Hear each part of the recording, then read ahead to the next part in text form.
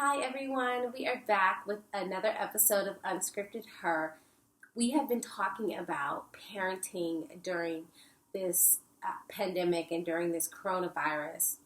And today we're going to continue that conversation on parenting, but we're going to start talking about teaching and educating our children. We had touched on that before in the previous episode, but I'm so excited because I have an expert here with me, a very close friend of mine, Miss Dondra Renee. Dondra is a veteran, so thank you for your service. Mm-hmm. She is an entrepreneur. She is an educator and a teacher, and she'll talk more about that in terms of the grades she teaches and what she does there. And her most important job is, of course, parenting three amazing children, all three in school. Two of them are close in age to my eldest there. So we're just excited because she is going to share with us some insights, some real-world insights from being in the classroom, from doing virtual learning, to teaching our kids and teaching her kids, to bringing in aspects of dealing with co-parenting in this situation. There's so many dynamics and policy and the finances and all of that. So I'm going to stop talking. I'm going to let her introduce herself to our family out there, and then we're just going to vibe it out. Oh, I forgot to say this. So y'all know, during this pandemic, we are having to shoot whenever we can, wherever we can, making sure that we do social distancing before we meet with people, make sure that we quarantine, taking all the necessary steps. So tonight, y'all, we're shooting, I'd like to call our midnight version. We are working moms, so we've got our mugs. Cheers to that. We've got our blankets. The kids are finally asleep. Actually, I think two of them might be awake upstairs, but two of them are asleep down here, so that's awesome. One's over there on that couch, actually. He's knocked out. So we do what we can. You know, we hear you. We work too. We're parents too. This is life. So, you know, we don't really have the glam. It's funny. I put on an earring, you know, and then grabbed my hoodie. So, real world problems. Yeah. So, excuse the attire, but, you know, we're all just doing what we can. Just trying to survive. We're trying to survive and make it. So, and help each other out along the way. So, Dondra, why don't you introduce yourself, and then we'll just start our discussion. Hi, guys. So, as my sis said, my name is Dondra Renee. I'm so excited to be here to speak with you and give you just my perspective as far as being an educator. I am no way the know-all. I believe that this is just my perspective, my opinion based off of my experience, and just what I think is in no way the right answer. And so we're going to get into that more as we go into the discussion, but I'm happy to be here. I'm happy to share my knowledge and my opinion on the topic. Yes, and thank you too for just coming to be with us. If you're liking the video, if you have any questions, please put some comments in there. You can also message us on any of our social media channels, Unscripted Her, and reach out to us, and we will get questions out to Dondra, and we will get you answers back. Most definitely. So let's talk about it, because she and I have been talking. She's like, oh, I thought I was coming to visit family, and I sat her down, and I was like, girl, we got to chat. So let's talk about it. Let's get into it. She thought she was coming to visit, and I was like, girl, what do we do? What are we going on? So let's back it up. Yeah. Okay, so you're a teacher. Yep. You're in the classroom. Yep. What grade do you teach? I teach 5th grade, reading, writing, and social studies in Houston, Texas.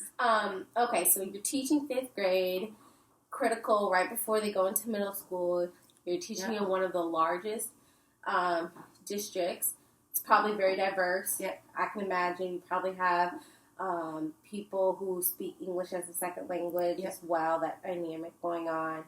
And you're in the classroom. Well, what happened? Because I'll tell you from my perspective, I was watching and I was like, ooh, this doesn't look good.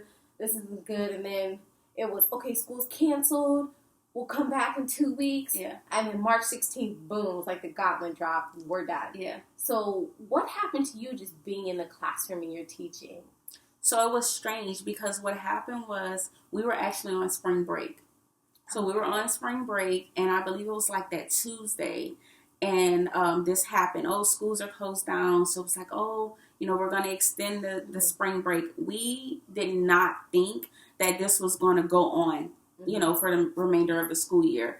And so we get this email, hey, spring break is going to be extended a week. So, okay, no problem.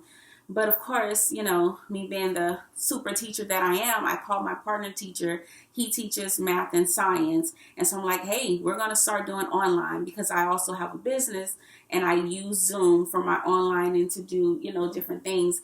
And so I was like, I'm going to just do online for this week. Mm-hmm. So I started day one teaching online before the district actually put out that we needed to do online teaching. Still, I thought it was only going to be for that like week or two. I didn't know that it was going to be so long. Okay. So I didn't know that it was going to be, so long. Mm-hmm. And so we reach out to our parents, and so we're doing the online thing. We're doing the online, and then we get a second email about a weekend. Okay, now it's mandatory. Everyone's going to start doing online teaching. You have to do this. Here are the credentials. Here's what it's going to look like. We're going to do virtual learning until the end of the school year. Mm-hmm. I was like, what is happening? And so here we were. We had to reach out to parents. We were calling every week, trying to get parents in communication. So our school district is 1-to-1. And what that means is middle school to high school, every child already has a laptop that they take home. And so that was great for our school district. But of course, the elementary kids, they didn't have a laptop. So it was just that whole dynamics as a fifth grade teacher of making sure every child had some type of device. That following you? Did you, as a teacher, had to make sure everybody in your class had a laptop? I had to check in to make sure, to check with parents to say, hey, how many laptops are in your home? Is this child able to get on a laptop? Okay. So I did not have to provide that laptop, but I had to communicate with parents. And then so when we set up our schedule for what time we were going to have class, we had to make sure that it was conducive to the time that the child was able to use the laptop in the home or the cell phone or whatever they were using. Mm-hmm. So it was a challenge. Yeah, I want to hear your perspective because I'll say from our end, it was clear like the teachers were doing the best that they could, but like how much time did they have to really prepare for Zoom? Was it really you guys having to do it on your own with the support of like your principal, but you were setting up the Zoom? Like you didn't have an IT person or anything like that. Like you're doing it on your own and you yourself are reaching out to all your teachers. Like all that fell on you? Yeah, so it was not a training. Like I said, I have my own business, so I was familiar with Zoom, but there were some teachers that were not familiar with that, and there was no training. It was just, this is the format that we're using. I believe they sent out like a video of this is how, to use the video, but you have to just figure it out. You have to figure out how to teach virtually, how to get students involved, how to get parents involved, how to communicate with your coworkers through. We had to just figure it out. It was like teaching in a crisis. Like, this is what's happening. Ooh. Figure out how to make it work. Teaching in a crisis. Mm-hmm. That's really good. I can only imagine. So, all right, so you're teaching it. How do you think it went? Like, what, to me, I can only speak from our end. It was like this, we're struggling here. Yeah. There were some aspects of it that were good, but like, making sure all the kids were, like you said, raising your hand. From your perspective, were you just like, this is not working? Or were you like, okay, there are some aspects of this that... So I had to realize that we were not in the classroom, that this was online. There were a lot of different dynamics that was happening. There was a lot happening in my home. There was a lot happening, with each end of... We're going to talk about that. Yeah. I'm like, how are you dealing with that? And then you have... I know, right? Crazy. I have 42 students, so I would do a morning session, and then like an afternoon session. Are they in one class or two different? Two different classes. Okay. And so I would have 24, at one time in one class, and so I had to take into consideration what was happening inside of their home. And so it was some days where I would get on there, guys, let's just talk. Like, let's just take away the academics. How are you doing? How are you handling this? What, how are you feeling today? Let's journal. Let's just journal. Like, let's just write. You know, I love maps. Love maps. And so I had a map in my background, and I call it map talk. And I would tell them, let's talk about the maps. You know, if you can travel anywhere right now, where would you go and why? What's the climate there? It was just getting them involved and still making it educational, but taking away the pressure, because this was new for all of us. Yeah. That's good. Mm-hmm. I like that, because that was one thing I was feeling a lot. You know, watching the virtual teaching was just a lot of pressure all around. And I think that's because no one had the right answers. Like, am I going to get in trouble if I don't do it this way, or if I don't do it this way? And so no one knew what was the right way. You kind of had to just figure it out, what was working for your students. And so because I had already built that rapport with my students, with their parents, I knew what was going to work for them. And it was for me to remain who I was as a teacher. And it was so crazy. I would always, because we have state testing, as I'm sure you guys do in your state. The state testing was coming up within 3 weeks. And that was before they, said we weren't going to do the testing. Before that, I would always tell my students, this is not about the test. I want you to grasp what I'm teaching you. This is not about the test. And so when we came into this world of virtual learning, I told them, I said, guys, this is my moment to prove what I said. I have to teach you beyond just trying to get you to pass the test. That's good. That's good. So I know for our situation, we had 3 Zoom calls per week, which I'll be honest, that's a lot for parents. It was time to prep for those calls and all of that. Is that what you all did too? Several a week? And then I didn't even know, my friend said that her teacher, they taped theirs so the kids could go back in ours. They didn't tape ours. So ours was like, you better be on this call. And if you're not, then your kid misses out. So something that my partner teacher and I did was that we surveyed the parents first. Hey, what works for you in your home? And then we built our schedule based on what the majority of the parents, what was going to work. And so we had and we would meet with parents on Zoom twice a month. And so, hey, this is what's going. These are our norms. This is the lesson plans for the next 2 weeks. What do you think? And we would get their feedback, and we would move forward like that. And so, like I said, we had 42. So half of them would be with me in the morning doing reading and writing and social studies. Half would be with him doing science and math. And then we would flip-flop, just like we would do in the classroom. And then that second half would go in on his Zoom calls, and then with me. And we only did 3 times a week. Okay. For our Zooms. And it was different every day. It wasn't, the same thing. Okay. I like, though, that you said something. I mean, it seems a lot to have to get feedback. I mean, like for our plan in our district, they did a survey. They came up with a draft plan. They're going to tell us tomorrow. And then we're going to react, provide comments. But then that step afterwards, it seems a lot. But I think that's a really good, tip for our educators out there. That piece of once, it has been established, reaching out to your class and collecting information to at least do what's best. Because I know with my youngest, with his learning center, they did that. They sent a survey out and they said, what time works for you? And, I guess I hadn't thought about whether that was feasible in a public school setting, but it seems like you're in a larger district than I know my eldest is in, and I think that's just a really good tip. So let's segue into balancing this all. I mean, it's crazy. I know. I'm working from home, and then, I'm so blessed. I'm so blessed that I have typically a mother that comes in and helps out, or it's just me, and we just, or my husband's here, and he's really, really active. So very, very blessed. But I want to talk about it from you and as being a teacher, because I just don't think our teachers get enough credit. So here you are, a teacher, but you're also a mother.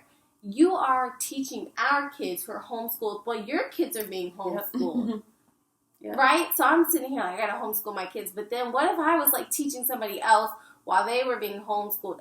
And you have 3 different grades going on. How did you do that? I don't know. I'm crazy. No, really. And so I had real conversations with my kids. Hey, this is what's happening. This is the new normal. We sat down together. We created a schedule of what was going to work. And we went from there. We followed the schedule. I would be in one room. My son would be in the kitchen. My two little ones would be upstairs, on their Zoom. And then I said, if you have any questions or you don't understand something, this is the time later that we're going to go back and we're going to work on that. So when they were in their class time, it was just like when you're at school. I'm not in your classroom with you. If you have a question, you're going to have to direct it to your teacher. And I'll come to you later and talk about whatever you did for that day. So I didn't interrupt them while they were in class, and I didn't allow them. My house was silent during the day, all day, because we had different times that we were on our Zooms. And so it was no noise in my house. It was just completely silent. And so I think it was like 6 o'clock. We would come together and we would talk, and then we would like play games or something as we ate dinner, and then we would talk about, okay, what do you need help with, with the lesson. So that's how it worked for us, just creating a schedule, and we followed it. We did not, divert from the schedule. We were strict about the schedule. Very good. You sounds funny. I'm like, she is such a teacher, which is a good thing. We all could use a little teacher in us. I hear you. I know we had a schedule as well. I will say this though. I know because I have neighbors whose children are on the spectrum. They may be special needs, or they may be children with disabilities. That may not always be the case. Right. That you always have that schedule. So I just want to say that to all our viewers. What worked for her and what may work for maybe the many children. You can take elements of that to apply to what works for you. Yeah. In no way are we saying, this works for every child, every home, because we know every child, every home is differently. And we know that children who maybe they have an IEP plan, or, they may be taken out in smaller groups, or they may require their information to be chunked, or however, they may have special ways of how they're being taught. That puts another strain on it in terms of dealing with that. And I think that is another piece that we'll definitely going to have to address at a later time. But understand that we know that piece of it is just as important. And actually that's coming up. It's interesting into this debate of in school versus out of school, because one of the reasons I hear parents advocating having to make that critical choice of saying, if they open up to send my child, it's not because they want to work. Yeah, we all want to work. It's not that. It's because their child needs special interventions that they're not trained or equipped to do at the house. And that is something that we really should be paying attention to, especially in this policy space. Speaking of homes, every home is different. And, I know you and I both, we have co-parenting arrangements, and I think it's something like 30% of our children are living in homes with a parent that's unmarried. So, and it's funny, I've been reading a bunch of studies, and I don't have it on me, but message me on it, get it out there. But there's a lot of studies that actually show that Black fathers are the most active type of parent. I think it was a CDC study. It was a CDC study, and they said that one of the ways that they captured Black father involvement was actually doing homework in school. But I say all that to say that's another dynamic that's been exposed during this crisis. Besides, you'll hear people saying, Linda from our Unscripted Her fam, she's a family attorney, and one of the questions she gets is, do I have to follow my custody order during the COVID-19 crisis? Because I think switching back and forth is not safe or healthy, or they should just be with one parent. I'm not going to have that discussion. She can have that discussion. But what I will talk about is having parallel parenting or two different homes, and now you're homeschooling. And setting up that rhythm where one family may teach this way, another family will teach another way. And just that dynamic that it introduces, and then also the stress that puts on teachers. Because and teachers are already, they're used to dealing with the children, because a lot of our children now are in blended families, single moms, etc. 26% of children are in single family homes. A bunch are in, homes where there's two very active parents so that they don't live together, etc. So how are you, coping with that? I would first say as a teacher perspective in dealing with children that are in, blended homes. So for me, to just go back, I think that parent involvement and the child's success in academics goes hand in hand. So I think it goes back to making sure that as an educator, as a teacher, you communicate with parents. Okay, what is the lifestyle in your home? What, who's in your home? Is a child, spending, because we experienced that, during this crisis teaching where it was some parents that were still working. And so there were kids that had to go and stay at, their dad's house or go and stay at grandmother's house. And so it was like trying to figure out, okay, where are they at and what's going on? And so again, I think it just goes back to, as an educator, communicating with the parent on record. What is this virtual learning? What is it going to look like in your home? How can I help? What are the boundaries? What are the yeses? What are the nos? And just communicating with the parents to find out what their expectation is as far as involvement with both parents when it comes to the virtual learning. And I know that when we were doing the virtual learning, and I don't know if you guys did it the same way, we wouldn't allow parents in during the Zoom meeting. So it was definitely just like a classroom. Was that a discussion you had with your... That was a discussion I had with my partner teacher and with the parents. You guys are not allowed, if the sound is not working, we went over these norms. It was the procedure. Your child would turn the camera off, turn the sound off, and then you guys figure it out. So you're an overachiever. Yeah, I'm like, do not walk up and just start fixing your child's camera. You had a discussion in advance, like, here are the norms, you sound, you can tell you own a business, but I love that, that you did that, because I think just, again, some ways of how we can learn and grow. I would share that wasn't done in my situation, although the teacher did a phenomenal job, and I can only imagine, like, she is an incredible teacher, and I'm so grateful that he has her. But she may not have had the time. I don't know, what the dynamics are. She's a mom too, but I think supporting our teachers to give them the time to do that, you know, is really, really great. Or maybe appointing like a mom, like a classroom mom. Yeah. Say, hey, or a classroom dad. Yeah. Hey, classroom dad, your job is whatever. Or me, I'm active in the PTA. Maybe the PTA, like all us PTA officers, I'll take the third grade and I'll just, I volunteer to, serve my PTA anyways. Maybe, you're giving me lots of ideas to share. So. And so I think that was just the biggest thing, just going over those norms of what it needed to look like. Because, again, this was new for everyone. No one knew what to do. And I think that just speaking to educators, don't be afraid to ask for help. If you don't understand, if it's not working, stop. That's like the biggest thing. Like sometimes people were like, well, I was trying this for a week and it didn't work. Well, why did you keep doing it? If it's not working, stop, try something else. Or if you're constantly seeing that you're getting interrupted, stop it and do something else.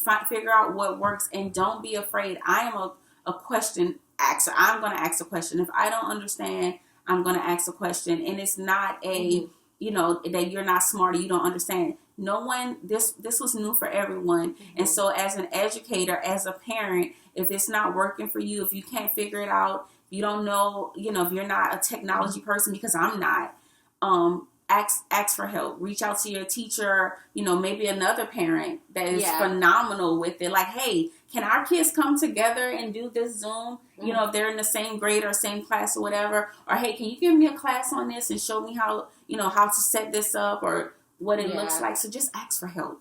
That's the biggest thing. You said something, too, that I think works for parents as well. Like, if it's not working, try something else. Because even with Zoom, it took a rhythm, in our household to get the right way to do Zoom class. And, we had to switch it up. And I found certain things that worked really well and certain things that didn't work well. And my husband did too. So I think it's really important to do that and give yourself the grace. Like, it is okay. We are all, we weren't prepared for this. We should have been. We're going to talk about that in a second. But, give each other grace and the space because we're all just trying to figure it out together. And at the end of the day,